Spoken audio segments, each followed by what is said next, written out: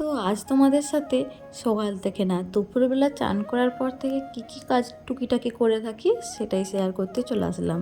তো প্রতিদিনের তো এক রকমের রুটিন হয় না, কিছুদিন একই থাকে, আবার কিছুদিন আলাদাও থাকে, সেরকমভাবে হয়ে থাকে।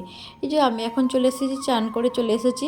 চান করে আমি কাঁচা জামায় পরি, কারণ আমাদের এখানে মন্দির আছে, মন্দিরে প্রণাম করতে যেতে হয়, তুলসী গাছে জল দেওয়ার জন্যে চান করে কোচালা জামাটা পরে নিলাম। আর আমি একটু তাড়াতাড়ি করছিলাম, অ্যাকচুয়ালি সকাল করে এসেছিলাম, যেহেতু সিনু ছিল এতদিন মামা ঘরে, তার জন্যে সেরকম অত তাড়াতাড়ি থাকে না। আবার সিনু বাড়ি চলে এসেছে, ওকে আনতে যাওয়া বলে একটু তাড়াতাড়ি করছিলাম। এদিকে চান টান করে আমি একটু স্কিন কেয়ার করে নিচ্ছিলাম। আর আমি বেশি কিছু মাখি না, একটু ময়শ্চারাইজার মাখলাম আর একটু সানস্ক্রিন মাখলাম। যেহেতু আমাদের গ্রামের দিকে বাড়ি, তার জন্য বাইরে বেরোতে হয়, তার জন্য সানস্ক্রিনটা আমি বেশি ইউজ করি, প্রায় সময় ইউজ করি বলতে গেলে চলে। আর তোমাদেরকে বলি সিনু হচ্ছে একটা পাশের বাড়িতে, তার বাড়ি ছোট্ট ছেলে হচ্ছে দাদাভাইয়ের ছেলে, এই হাঁটতে পেরেছে কি সুন্দর। আর খুবই না শান্ত স্বভাবের, সবারই কাছকে যায়, কোনো কান্না করে না। দেখবে না, যে বাচ্চা সবারই কাছকে যায় কোনো কান্না করে না, তাকে না নিতে খুবই মন যায়, আদর করতে মন যায়, তাহলে ওকে কি না।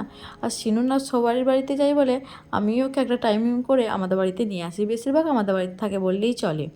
আমি মা যখন আমাদের কাজ কমপ্লিট হয়েছে তখন কি করব, সিনুকে নিয়ে চলে আসি, ওকে নিয়ে খেলা করি। তারপর আবার ভাত খাওয়ার পর খানিকক্ষণ আধ ঘন্টা 1 ঘন্টা নিয়ে আসি।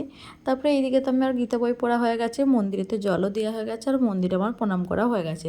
আর যেহেতু ফলটা খাওয়া হয়নি আগেতে, তার জন্য বসে বসে আমি একটু ফলটা খেয়ে নিলাম। আর এই দিকে তোমরা দেখতেই পাচ্ছ, বাপি মুড়ি ভেজে নিয়ে চলে এসেছে, আর আমি বসে বসে মুড়িগুলো করে নিয়েছিলাম।